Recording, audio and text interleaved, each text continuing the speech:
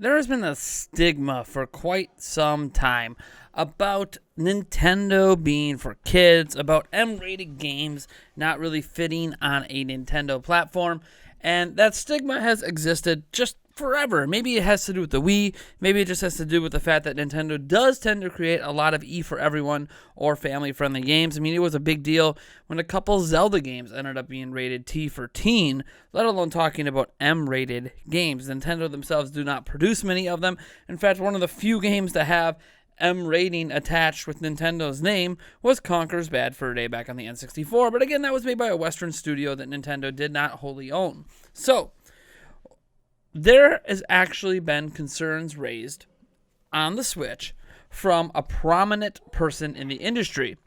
It comes from a talk that was given at Big Digital 2020, where Scott Hawkins, the head developer of relations from Nintendo of America, did a presentation.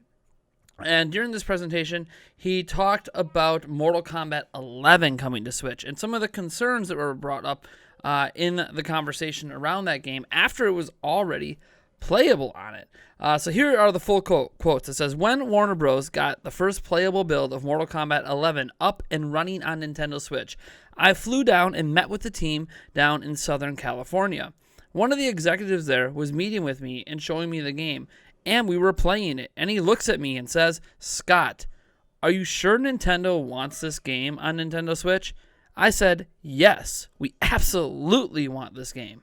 He was concerned because it's a mature rated title and that it wouldn't be Nintendo friendly. But clearly, after seeing the first month's worth of sales and seeing it be the #1 game on the platform, it shows that yes, there is an audience. There's an audience for lots of different types of content on the platform, and this was a big success. And it's true. Mortal Kombat 11, according to everything, literally everything we have heard from from their development team, from WB, from the whole crew involved, is that the sales on Switch massively exceeded expectations to a point that obviously they would consider the next Mortal Kombat game coming to Switch. But it should have been really a signal flare to all M-rated games coming to Switch. It hasn't really worked out that way. We did end up getting like The Witcher 3. We've gotten obviously Doom Eternal's on the horizon, some Wolfenstein games. So like we have gotten some M-rated content, but there's always been this stigma, and the stigma doesn't, like, this is what's clear. The stigma doesn't just exist among gamers. It actually exists among execs. Why don't we have a Call of Duty on Switch? Don't just give me it's because of the power difference. And maybe you can argue that now with PlayStation 5 and Xbox Series X on the horizon. They want to focus on that and RTX and ray tracing. They don't want to worry about downporting the Switch. That's fine. That's understandable. But that has not been the case for this entire generation. The reason Activision didn't bring Call of Duty to the Switch is they did not feel there was an audience for their game, an M-rated shooter game, to be on Switch, a military shooter game. They just felt there wasn't an audience. And this is how a majority of the industry feels, that the audience doesn't exist. Why don't we have Grand Theft Auto 5 on Switch? We're getting GTA 5 on PlayStation 5 and PlayStation and Xbox Series X, right? They're creating a next-gen version of GTA 5. But GTA 5 originally released on the Xbox 360 and PlayStation 3. The Switch is more powerful than those platforms. But it can't get a version of Grand Theft Auto 5, even if it's just an old-gen version. Seems like a missed opportunity. Seems like potentially millions of sales just left out there because they don't think Grand Theft Auto 5 would sell on Switch, even though Grand Theft Auto 5 would likely do incredibly well on Nintendo Switch. I mean, even now, with no GTA 6 announced and nothing on the horizon seemingly replacing Grand Theft Auto 5 and it going to the next-gen platforms, it would make sense to have it on Switch. People want it portably, especially if they can include cross-saves, even if it's just with PC. If there's cross-saves, holy crap, guys. Would Grand Theft Auto blow up on Switch? I guarantee it could be maybe even the best-selling AAA third-party multi-platform game released on the platform yet. But again, we live in an era where despite Nintendo's best efforts, despite a majority of the Switch's audience being adults, this is according to Nintendo themselves coming out and stating that a majority of the audience is adults, they think there is not an audience for these games because they're not traditional games. Like, look at what Animal Crossing is doing, right? Animal Crossing is that family-friendly Nintendo game blowing up to 20+ million. Look at what Pokemon did. Another family-friendly game getting close to 20 million. Look at even Breath of the Wild. Okay, it's T-rated, but, maybe it's a bit more family-friendly, so hey, even though it's not, but whatever, let's get that one up close to 20 million. Let's get Mario Odyssey close to 20 million. Look at Mario Kart 8. Yes, some of the biggest sellers are ones that I guess you could say are more family-friendly, but it's because they appeal to everyone. Everyone, whether you're a hardcore adult gamer or teenage gamer, or whether you're my 5-year-old. These games appeal to everyone. My 5-year-old was just playing Splatoon 2 the other day. Like, yes, it appeals to him, and it appeals to the hardcore. That's the beauty of Nintendo games. They don't just pick a specific audience and say, that's our target audience. Oh, we're just targeting kids in the family. Like, when people think, put it this way, when people think about family-friendly games, what they think are games that parents are not ashamed for their kids to be playing, right? Parents sometimes don't like that their kids play Fortnite, or don't like that their kids play, Call of Duty or something, but they don't mind if their kids are like, oh, you're playing Mario, oh, you're playing Zelda, oh, you're playing Pokemon. Like, parents tend not to mind. So when we think about family-friendly images, we think of children, right? That's generally what we think of, children and games that parents are fine with children playing. But that's just a dumb image. Nintendo's games are made specifically in many ways, not all their games, but many of their games are made specifically to target a wide-ranging audience, from children all the way up to the hardest of hardcore gamers. You could be as hardcore with Smash Bros. And Splatoon 2 and Mario Kart as you want. You could also be as casual as you want and still get equal enjoyment out of these games. That's the beauty of Nintendo games. Be as casual as you want. Be as hardcore as you want. You can get an equally enjoyable experience from the games. Whether you're just starting out gaming or you're a professional pro level, gamer. Like, that's the beauty of it. So I think this gets lost for a lot of developers that are maybe on the outside growing it. Sure, maybe they grew up with Nintendo, but after, becoming AAA developers and all that, they kind of started leaning towards PC, leaning towards PlayStation or Xbox or just, whatever the platform they develop, or maybe they develop games for phones. The point is, they start to kind of fall away a bit from Nintendo and start to maybe not understand the audience, maybe thinking that they themselves outgrew a Nintendo platform.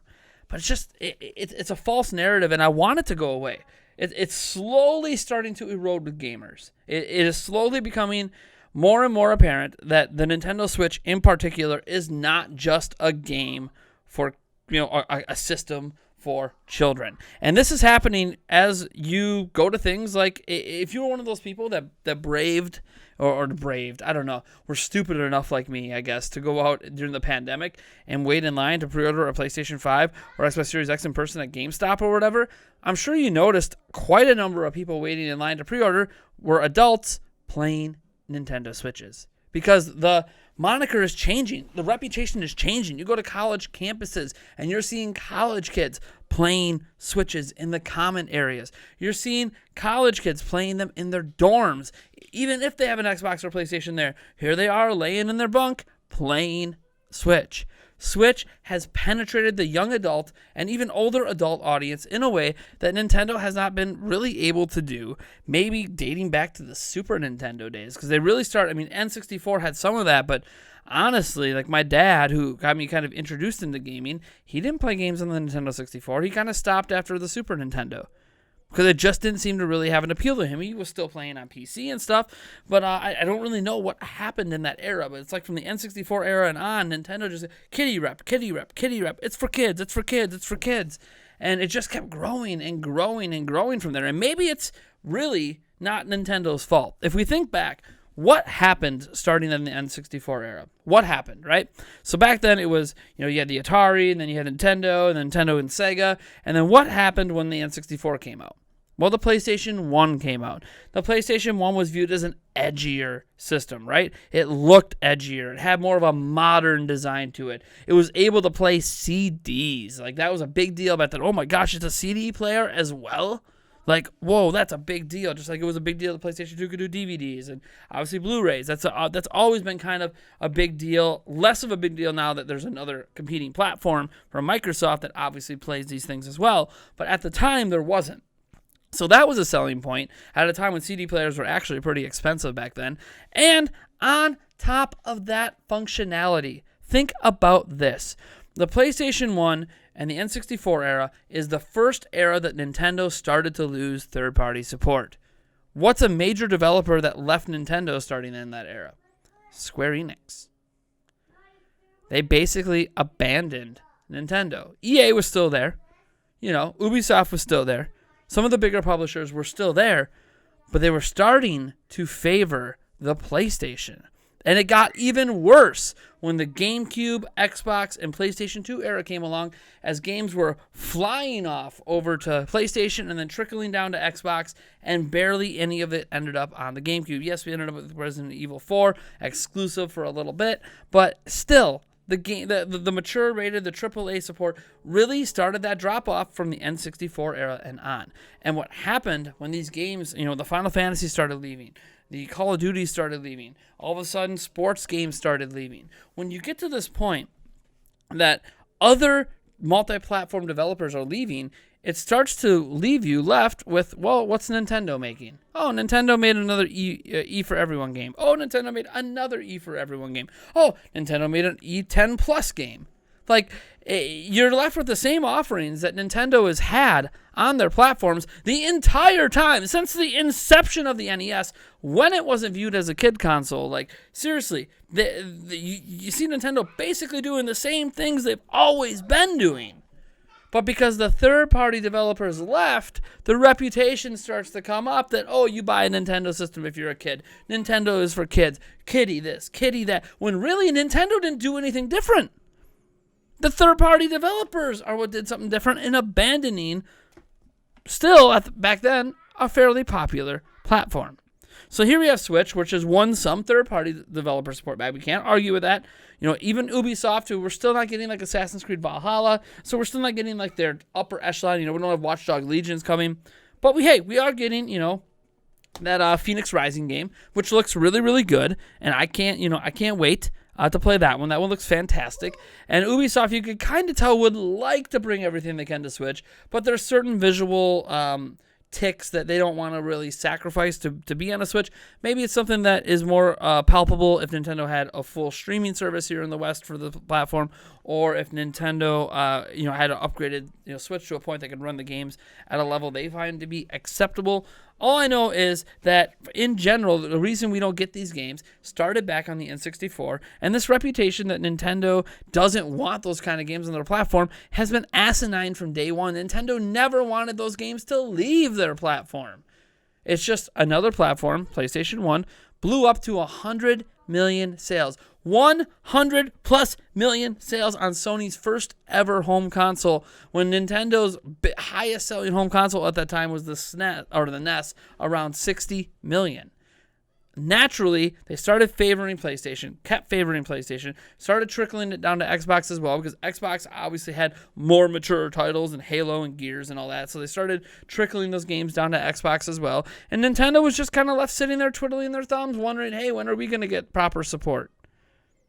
Switch has come along, and we are getting more support. Now, with the next-gen platforms coming out, the support's going to probably start to dwindle again, even more than it already has. It's not like we have full AAA support as it is, but Nintendo is working on repairing those relationships and seeing the performance of Mortal Kombat 11, hopefully a solid performance for Phoenix Rising.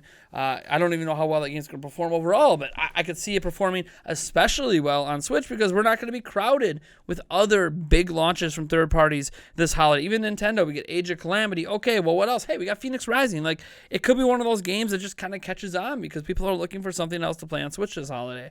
So, again, there is third-party success stories on Switch. Obviously, Octopath Traveler did well.